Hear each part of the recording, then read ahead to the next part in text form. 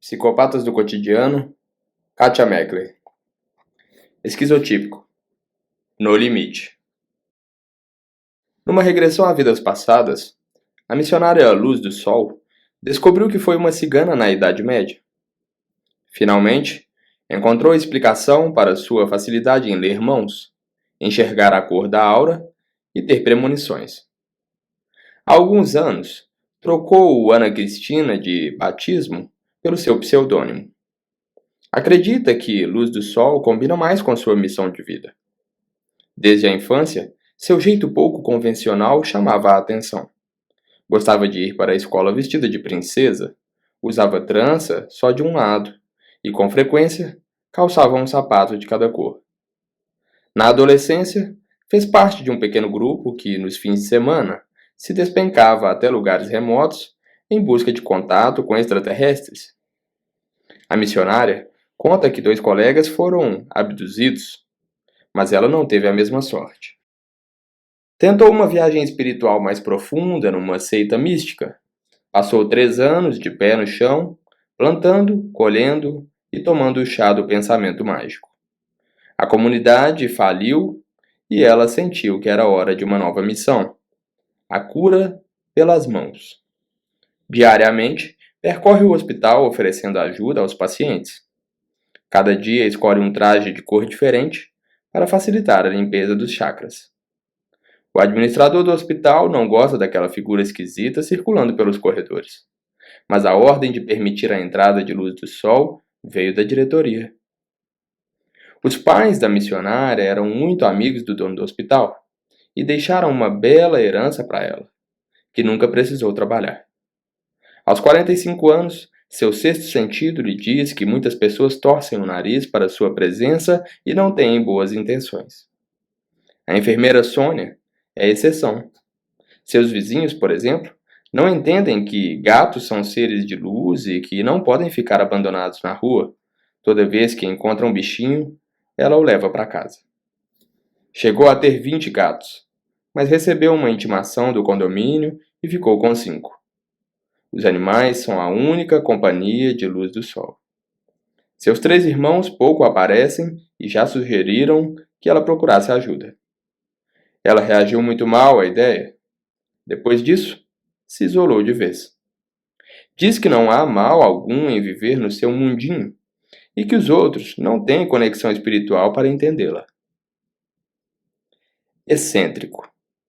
Na cena mais eletrizante de O Sexto Sentido, o protagonista do filme vira-se para a mãe e, sem alterar um músculo do rosto, diz: "I see dead people."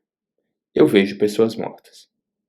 A frase expressa uma faceta do universo por onde trafega a mente de um indivíduo com transtorno de personalidade esquizotípico. Como o personagem, pessoas com um traço desse estilo acreditam ter poderes especiais que lhes permitem ver gente morta, prever eventos ou ler pensamentos. Processos de raciocínio e experiências incomuns da realidade os colocam em uma fronteira tênue da normalidade, na linha que separa esse sexto sentido dos demais. Indivíduos com o estilo esquizotípico podem se vestir de maneira excêntrica e usar um vocabulário próprio. Extremamente sensíveis tendem a se atribuir poderes especiais, como ver gente morta, comunicar-se por telepatia ou mover objetos com a força do pensamento. Também acreditam que o universo influencia diretamente sua vida. Não é incomum que associem fatos do cotidiano ao seu estado emocional. Sua forma exótica de ver o mundo acaba levando-os ao isolamento nas relações interpessoais. Como a luz do sol, da nossa história, tem poucos amigos e muita dificuldade para interagir com o mundo exterior. Esquizotípicos possuem uma profunda inabilidade social. Na ficção, encontramos exemplos como Willy Wonka, de A Fantástica Fábrica de Chocolate, e Edward Mãos de Tesoura, do filme homônimo. Ambos vivem refugiados nos próprios mundos, a fábrica de doces e o castelo. Vestem-se de maneira nada usual e não convivem ou convivem pouco com outros seres humanos. Quando aparecem pela primeira vez em público, provocam indisfarçável estranheza. O que aconteceu com você? Pergunta a primeira pessoa que fala com Edward. Estou inacabado, responde o rapaz. O jovem das mãos de tesoura se mantém sozinho desde a morte de seu criador, que queria construir um ser humano, mas não teve tempo de terminar a tarefa. E aprendeu a podar jardins com perfeição. Wonka administra seu império empresarial, só que ambos não conseguem entender o que há de errado em ser desse jeito e reagem de maneira pouco convencional ao perceberem o impacto que causa. Wonka elimina quem o contesta ou não obedece às suas regras. Edward, ao notar que jamais seria aceito socialmente, corta as árvores da cidade em formatos lúgubres. Nunca, nunca duvide daquilo de que não se tem certeza, afirma o dono da fábrica de chocolate, culpando os outros por suas ações e reações. Traços esquizotípicos podem aparecer a partir do início da adolescência. São jovens solitários que, não raras vezes, vestem-se de maneira estranha ou têm um discurso incomum, inventando palavras e gestos. Um garoto no colégio exige que a gente o chame de Sr. Donuts. Diz que no mundo dele é assim. Tem um amigo que garante que ele é legal, mas parece tão estranho, relata um adolescente numa sessão de psicoterapia. Na saga Harry Potter, o personagem Luna Lovegood é descrita, em sua primeira aparição, como alguém que emana uma aura de nítida birutice, com seu figurino exótico, um colar de rolhas de cerveja e brincos de rabanetes. Ao longo dos livros, descobre-se que Luna fala com plantas e animais, acredita ter o dom da telepatia e, aos olhos dos colegas, parece dormir acordada. A menina sabe que é alvo de ironia e de rejeição por parte da maioria de seus companheiros. O espírito sem limites é o maior tesouro do homem, diz ela a Harry Potter, um de seus poucos amigos, capaz de compreendê-la e de fazê-la usar suas habilidades em benefício do grupo. Em geral, o esquizotípico até gostaria de ter amigos, mas sua inabilidade social torna essa tarefa tão exaustiva que muitas vezes ele se irrita com os outros. Detesto que me toquem sem a minha autorização. Porque alguém quer me abraçar? Indaga numa rede social um indivíduo que se identifica com o estilo esquizotípico. A pergunta leva a outra característica desse traço, a ideação paranoide. Um simples abraço pode causar desconfiança e detonar uma reação agressiva. Às vezes, tenho a impressão de que vim de outra galáxia. Não consigo ficar mais de meia hora com outros seres humanos. Na verdade, não me sinto seguro com eles. Descreve outro indivíduo com esse estilo. Grupos de apoio tentam ensinar os que se consideram do estilo esquizotípico a melhorar seu convívio social. Alguns relatam que conseguiram estabelecer laços sólidos e duradouros com uma única pessoa. Outros descrevem sua ansiedade na presença de estranhos. Eu quero falar, mas não consigo. Começo a ficar nervoso e chega a doer. Nessas horas, desisto, comenta um rapaz que foi diagnosticado com esse transtorno. O sentimento de inadequação se torna ainda mais dramático devido a outra faceta, a necessidade de ficar sozinho. Para sobreviver melhor, o indivíduo com esse traço costuma se isolar em seu mundo imaginário, reforçando sua imagem de excêntrico. Ainda mais numa sociedade como a nossa, de compartilhamentos, postagens e milhões de trocas por minuto. Nossos cérebros conectam coisas que a maioria dos cérebros jamais irá conectar. Vemos o que a maioria das pessoas sequer pode imaginar. Nós captamos os horrores e as belezas do mundo que os outros não querem ver ou não veem. Observa, num fórum da internet, um terapeuta espiritual de 42 anos. Essas supostas conexões servem muitas vezes para criar ideias irreais. O pensamento mágico está no roteiro de quem apresenta o estilo esquizotípico. No filme Como Água para Chocolate, Tita, a protagonista, acredita que o sabor de suas receitas está diretamente relacionado a seus sentimentos.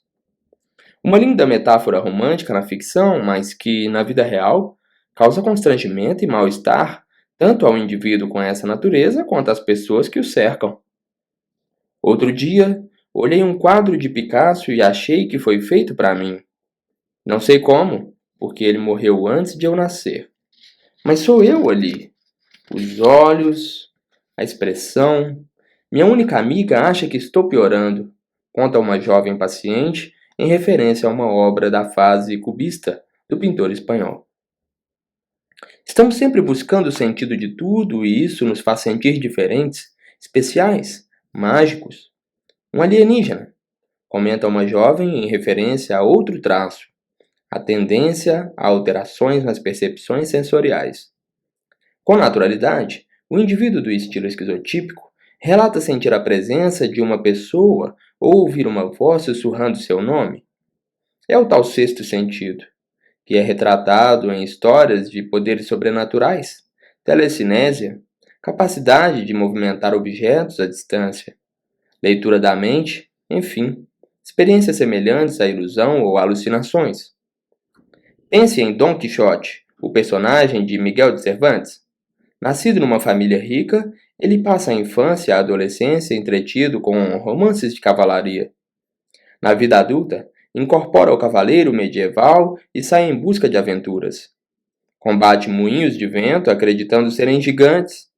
Enfrenta 2 rebanhos de ovelha que trata como nobres inimigos. Chega a descrever suas armas e seus escudos. Tem um linguajar e vestuário deslocados no tempo e no espaço. Ele possui um único amigo, o fiel escudeiro Sancho Panza, que enxerga a realidade, mas não convence o cavaleiro andante. Num único perfil, Cervantes reuniu diversas características do estilo esquizotípico: o pensamento mágico, o figurino excêntrico, o vocabulário pouco comum, a dificuldade de conviver com outras pessoas, a força de tanto ler e imaginar. Fui me distanciando da realidade a ponto de já não poder distinguir em que dimensão vivo, diz Don Quixote numa passagem do livro. Os indivíduos com esse traço também tendem a se tornar extremamente supersticiosos. Todos nós conhecemos alguém que não gosta de gato preto, não passa embaixo de uma escada ou implica com determinados números ou cores. No Réveillon, pulamos 7 ondas e guardamos os caroços de romã para atrair sorte. A diferença é que o sujeito de estilo esquizotípico dará a volta no quarteirão para não passar embaixo da tal escada e carregará uma penca de amuletos se acreditar em sua eficácia. Daí, para o misticismo e o ocultismo, é um pulo. Seitas pouco convencionais funcionam como um imã. O perigo é que, uma vez ou outra, a fantasia sai do controle. Em 1997, o ex-professor de música Marshall Alpha White convenceu 39 pessoas ligadas à seita Porta do Paraíso a se suicidarem em San Diego, na Califórnia. Ele acreditava que depois de mortos, pegariam carona na cauda do cometa Hale-Bopp, de passagem pela Terra. Na prática, o indivíduo com esse traço está na fronteira da esquizofrenia. Mas há uma diferença. Quem exibe o estilo esquizotípico rechaça a realidade e acredita ter poderes extrasensoriais. Seu comportamento é excêntrico, mas não há desintegração do pensamento, tampouco delírios nem alucinações, ao contrário de quem é diagnosticado como esquizofrênico. O limite, porém, é tão sutil que pode confundir até os psiquiatras. Não raras vezes, as pessoas com traços marcantes desse transtorno embarcam em viagens psicodélicas e consomem substâncias que podem causar alucinações ou, na visão delas, abrir as portas da percepção. É o barato do chá de cogumelo, por exemplo. Cultos que incluem o uso de alucinógenos os atraem com muita facilidade. O mesmo vale para religiões pagãs e seus ritos exóticos, nos moldes das práticas descritas, por exemplo, no livro As Brumas de Avalon. Fica fácil entender por que o indivíduo é visto como esquisitão. Ele pode aparecer na sua frente com vestimentas pouco usuais, até mesmo uma fantasia, evitando o contato visual. Haverá 2 tipos opostos de reação. Uns acharão graça e aceitarão sua excentricidade, ainda mais quando falamos de um traço leve. Outros não têm paciência e acabam ridicularizando e rejeitando esses indivíduos. Nem sempre é fácil lidar com alguém que tem ideias muito distintas do convencional. Imagine então, no competitivo mercado de trabalho, em que padrões de comportamento são muito valorizados. Claro, vez ou outra, alguém que pensa fora da caixa consegue destaque, mas mesmo esses indivíduos precisam estar enquadrados no que consideramos normal. Por isso, o esquizotípico pode se voltar para um trabalho de natureza solitária ou optar por profissões ligadas ao ramo das ciências exatas ou ocultas. Não consegui me adequar a um emprego convencional, mas uso minha clarividência para ganhar a vida fazendo mapas astrais, afirma um rapaz identificado com esse traço.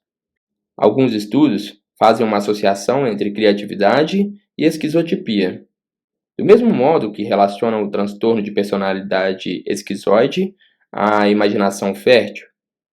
A diferença é que o esquizoide mergulha no mundo interior por rechaçar a vida real, enquanto o esquizotípico cria um mundo paralelo por sentir que não pertence ao mundo de verdade. Não fique maluco. Eu sou maluco. Fico normal de tempos em tempos? Brinca um rapaz com traços esquizotípicos. Ou, como diria o chapeleiro maluco, de Alice no País das Maravilhas, numa de suas célebres tiradas. Eles dizem que para sobreviver, você precisa ser louco como um chapeleiro. Por sorte, sou eu. Diagnóstico. Os primeiros sintomas do transtorno de personalidade esquizotípico podem aparecer na infância e na adolescência. São crianças e jovens solitários, com poucos amigos, fraco rendimento escolar e sensibilidade excessiva, que usam uma linguagem peculiar e descrevem fantasias anticonvencionais. Como parecem estranhos, podem sofrer bullying. Para a Associação Americana de Psiquiatria, o diagnóstico do transtorno de personalidade esquizoide só pode ser feito depois dos 18 anos, a partir da avaliação das seguintes características: ideias de referência, crenças estranhas ou pensamentos mágicos, experiências perceptivas incomuns, pensamento e discurso diferente do convencional, desconfiança ou ideação paranoide, afeto inadequado ou constrito, comportamento e aparência extravagante, ausência de amigos próximos, excessiva ansiedade social. Dificuldades na convivência.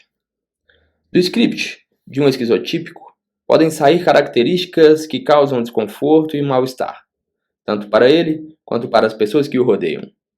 Indivíduos com essa natureza são desconfiados e incoerentes, podendo ter crenças estranhas e ideias de perseguição. Sua ansiedade social é o outro fator de incômodo para quem convive com eles. Os relacionamentos também são difíceis, porque o indivíduo demonstra seus sentimentos de maneira peculiar e pouco convencional. Ferramentas para a convivência. Tolerância. Eis a palavra-chave para lidar com o esquizotípico.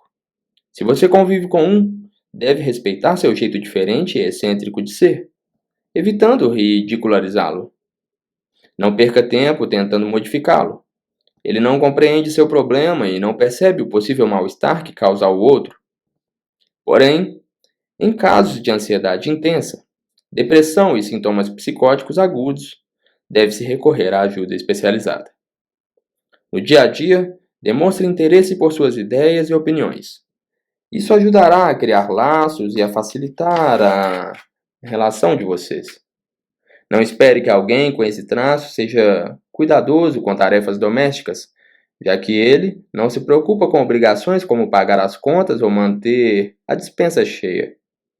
Paciência, compreensão e um pouquinho de fantasia são outros elementos que ajudam a estabelecer uma conexão.